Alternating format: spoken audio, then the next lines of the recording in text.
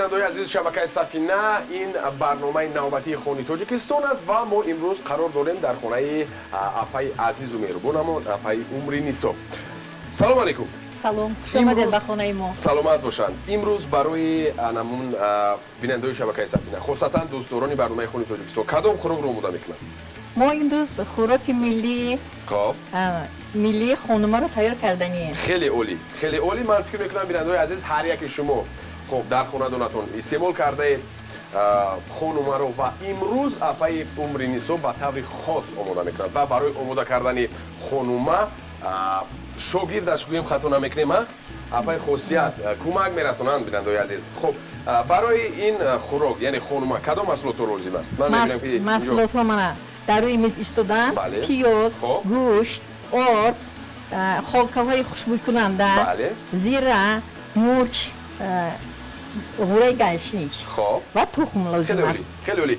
و من بینندگان عزیز بشوپه میدونم که شما بصبرانه انتظارید و وقت رو زیاد نمیگیریم. از چی شروع میکنیم اپای عمری نیسو؟ ما از زوله تیار کردن سر میکنیم. خیلی خوب، خیلی عالی. و دوستان عزیز بعد از یک وقفه خیلی کوتاه برمیگردیم و شروع میکنند آماده کردن رو و از همون خمیر خانوما شروع میکنند اپای خاصیت اپای عمری نیسو و میبینیم که چگونه آماده میکنند و در آخر حتما خواهیم گفت که چگونه لذیذ است و از مزهش به شما خواهیم گفت.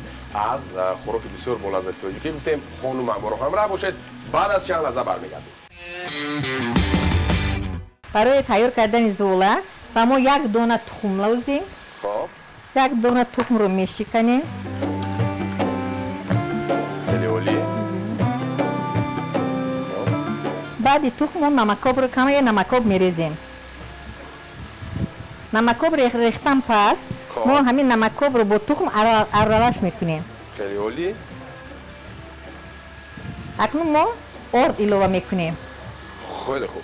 خب اپای عمری نیسو برای مرحمت دوام دادن گیرید. اپای خاصیت شما نیز دوام دادن گیرید برای خوب زودتر خوب آماده شدن محصولات. میخوام از شما همچون یک نفر تجربه دار فهمم که برای همین آموزاندن نسل جوان دختران چی باید کرد؟ چی کار رو باید انجام داد؟ ما کلانسالان باید هر یک دختران رو تربیت نموده همین خیلی خوراکای ملی رو به اونها آموزانیم. چون که دخترها بابای هستند و شوهر برایم همین کارها بسیار دخترای ما حاضر نمیتوانند. از عهدهش نمیبراید. ما برایم حرکت میکنیم مادرها همون باید همین خوراکای ملی رو به دختران باید آموزانیم. خیلی خوب، خیلی خوب. دوستان عزیز و نفرانی که نمکک به شبکه سفینه پیوستن بار دیگر میگویم که خب شما برنامه خونی تاجیکستان رو تماشا دارید و ما قرار داریم در خانه اپای نوری نیسو با شاگردش آماده کرده ایستادند. خب اپای عزیزی ما خانوما و اپای خاصیت علاقه گوشت رو ریزه میکند به طور مخصوص و اپای عمری نیسو باشد خمیری انامین خانوما رو آماده کرده ایستادند. همین طور است؟ بله. خیلی خوب. شما یک تخم علاقه ایلوه کردید و خب زوال این خوراک یعنی خانوما از دیگر خب خوراکو فرق دارد؟ مثلا گیریم از من تو باشد یا اینکه از خمیری که زوالایی که در آش توپای آش بریده میکنن فرقیت دارد؟ بله فرقیت دارد. این خمیر رو بسیارتر تنوک کردن در کار. خیلی خوب. یعنی بسیارتر تنوک باید. بسیارتر تنوک کنید باید همون دروننگی چیزاش گوشتاش تفته ایستد. غیر از این همین خانومه ما غیر از گوشت باز در وقت بهار با علف‌های گوناگون با علف‌های شوبخش هم همین خانومه رو میکنیم. غیر از این یعنی خانوما چند گونه میشوند؟ چند گونه میشوند. چون که سمبوسا میکنند سمبوسای علفی و خانوما نیز میتواند علفی باشد، گوشتی باشد، گیاهای شفابخش تاجیکستانی عزیز آماده کرده شد. شما هم تو کارمند ساحه تندرستی خب استعمال علم خوراکای ملی تاجیکی خب استعمال علمون میوه‌جات سبزیجات تاجیکی که به یگان ایلوه کیمیایی خب میسبزن میرویند در تاجیکستانی عزیز چی است؟ به سلامتی فایده دارد ندارد چگونه است؟ کمی معلومات میدونید؟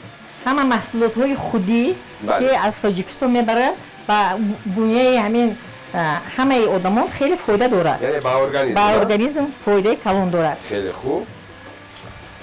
یعنی که شما توصیه میدید که حتما در موسم خودش از هر یک سبزوات میوه‌جات تاجیکستانی عزیز خب استعمال کرد و خوراک‌های لذیذ تاجیکی، خوراک‌های بسیار با لذت ملی آماده کرد. چون که امروز خب افای عزیزی ما، افای عمری نیسو خب آماده میکنند خورما را و امروز خب آماده میکنند از گوشت گفتیم پیاز و زغالی که آماده میشود. باید چند دقیقه است؟ باید ده دقیقه باید خمیر رو ما دم دهیم. بعد دم دادن خمیر کشوده می شود. برای خودش رو می پرتاید. برای همین 10 دقیقه دم دادن در کار است. خیلی خوب. خب من میدونم که خب با نزدیکی روز کسبی کارمندان ساحه تندرستی شده گذاشتن. خب شما همچون یک کارمند این ساحه بسیار هم با نفوذ، پر نفوذ، خب چی گفتنی هستید؟ یعنی که یکی از راه‌های با کسلی گرفتار نشدن این از ویتامین ها خب چی میگن بوی کردن ارگانیسم است. همین طور است؟ بله. مثلا چگونه؟ باید می آدمان خوراک‌های ملی خودمان رو بسیار استحصال باید کنند.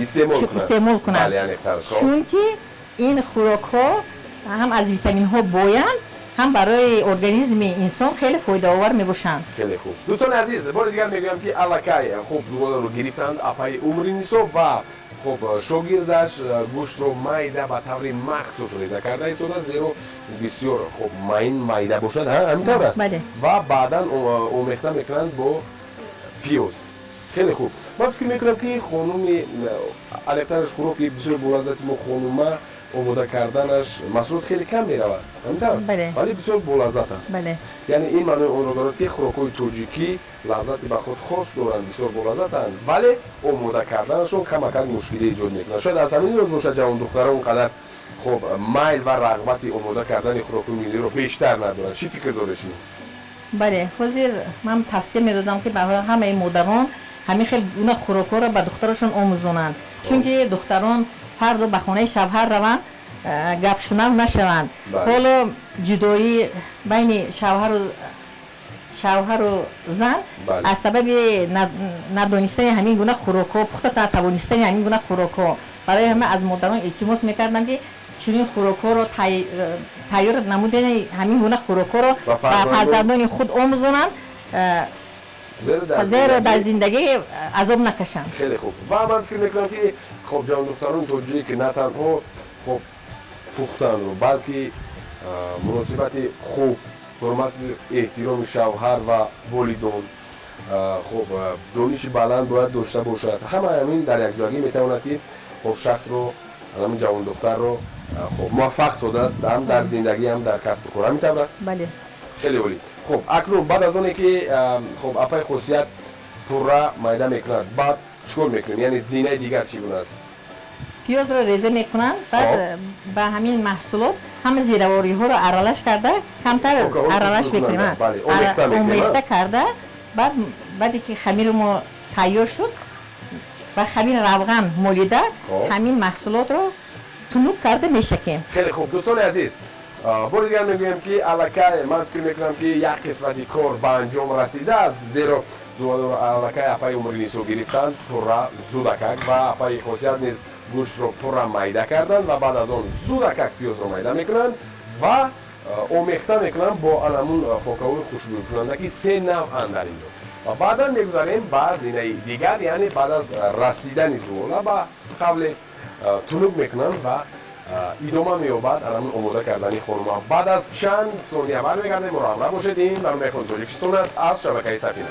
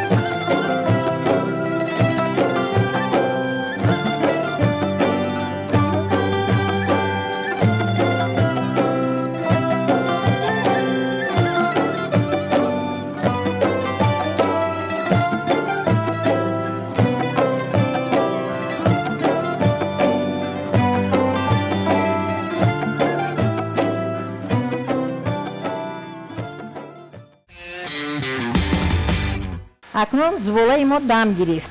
мо акнун зуволаро гирифта ва тунук кардан сар мекунем. мо кам-кам орд мекунем ки хамир бояд начаспад.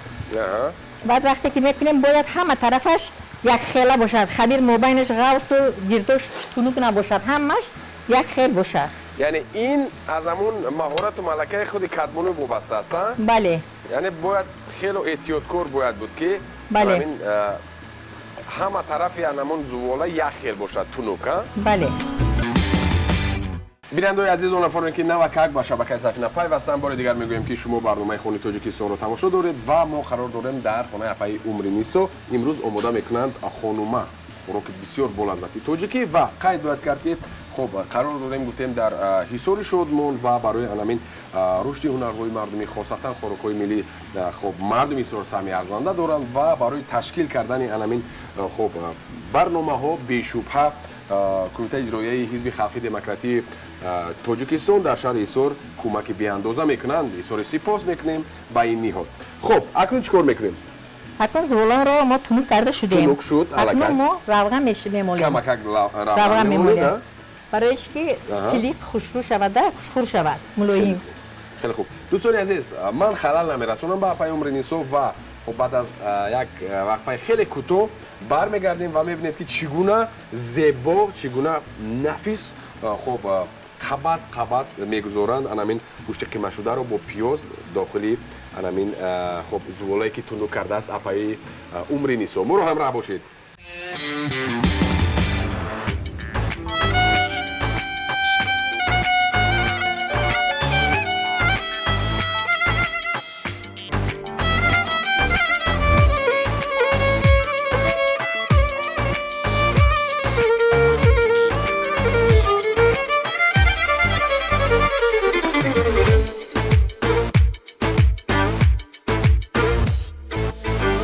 мо зуволаи худро тайёр намуда равған молидем. пас аз равған қимаи тайёри худро ба рӯяш мерезем.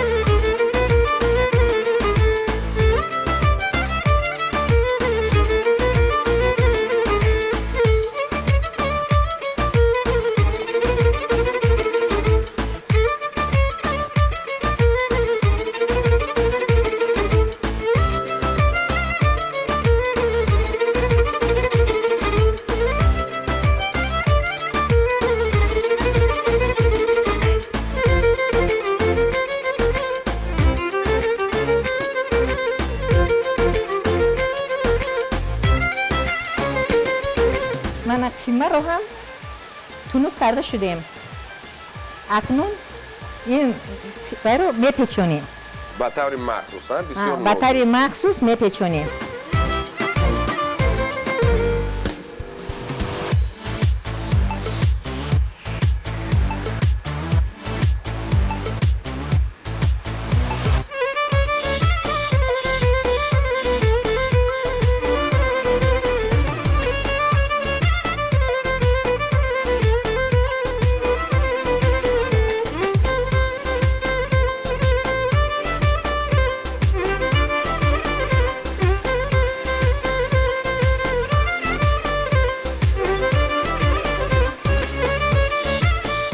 як таш тайёр шуд.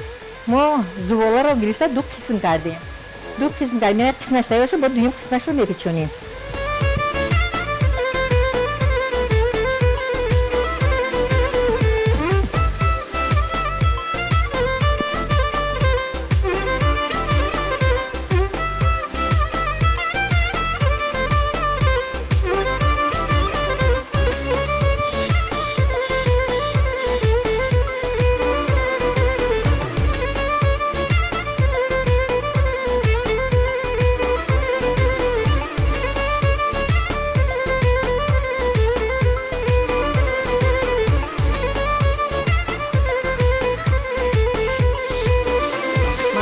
خانمای ما تیار شد. ما حاضر این را گرفته و لیستا گذاشته برای گاز میمونیم. خیلی خوب. اکنون ما توبه را با روغن میمالیم، چون که خمیر و توبه نچسبد. برای همین ما باید روغن مالیم.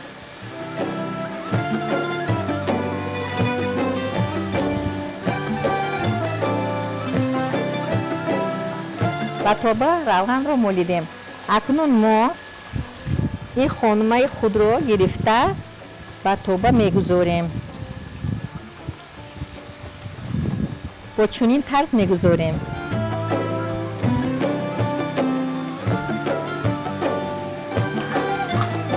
اکنون دویم توبه را روغن میکنیم.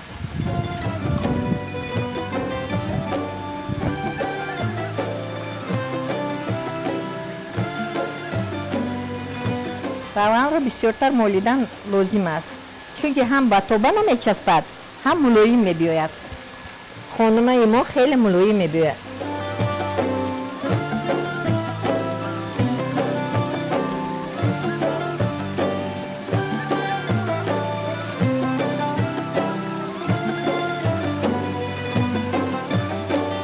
بیننده عزیز، اکنون پورا پای عمرینیسا خب خانوما رو پیچوندن، انمون گوشت خیمه شده با پیاز با خب خاکه های خوشبو کننده آمیخته بود و وارد انمون زولا کردن، تنوک کردن، بعدا وارد کردن و بعدا پیچوندن به طور مخصوص. یعنی گفتن ممکن است که خانومای ما 70% آماده شده است.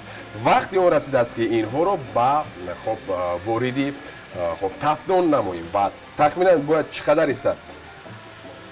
15-20 دقیقه تیار میشه. یعنی در مدت 15-20 دقیقه آماده میشود. خب واردی تفدان میسازیم و 15-20 دقیقه انتظار میشیم. بعد از چند لحظه برمیگردیم بیننده عزیز، الکی شما میبینید که خانم ما آماده شده است.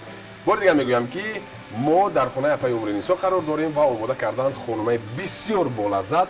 بعد از یک لحظه آماده میشود و سر دسترخوان مینشینیم با همراهی اپای عزیزمون خانم رو میچشیم. ما رو همراه باشید. این برنامه خانه تاجیکستان است.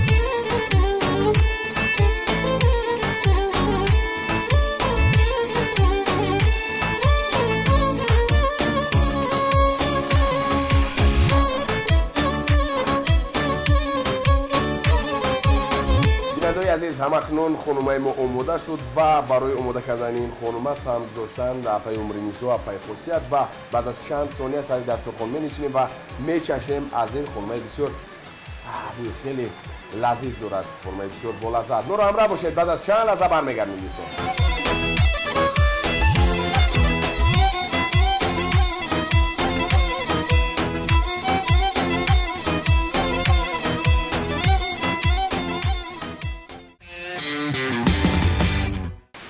دوستان عزیز، فرصت اون رسیده است که با اپای عزیز خود اپای عمرینیسا همین خانومه بسیار بالذات را چشیم و گوییم که چگونه مزه دارد، چگونه لذت دارد و واقعا هم خب یک بوی بسیار لذیذ به ما میرسد. مرحمت بایشته باشید. خب مرحمت گیرید. خب دوستان میگیریم و میچشیم که چگونه مزه و چگونه لذت دارد. دوستان عزیز مرحمت بایشته باشید. بسیار من فکر میکنم که یک خانومه اولی جناب اومده است. اولی جناب، چون اپای عمرینیسا گفتن که باید انمون قبط ها بسیار لفظ نباشده در حقیقت همین طور است. ببینید دوستان چگونه است.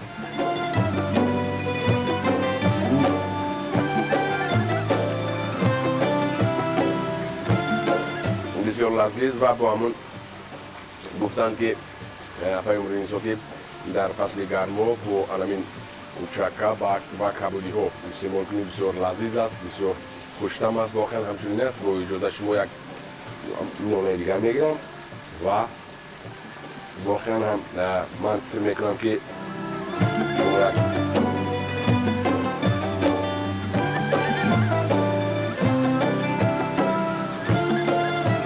خیلی عالی،